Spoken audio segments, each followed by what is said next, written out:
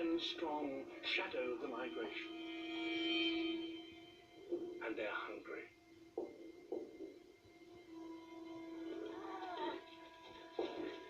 It's the newly born calves that they're after.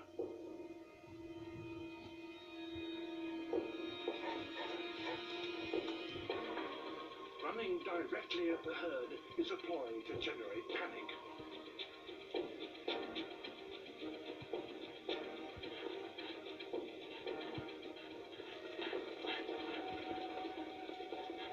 The herd breaks up, and now it's easier to target an individual.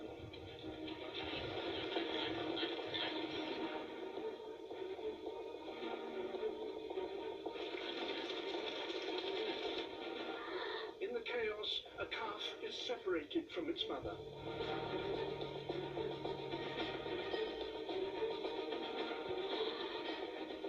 The calf is young, but it can outrun the wolf if only it manages to keep its footing.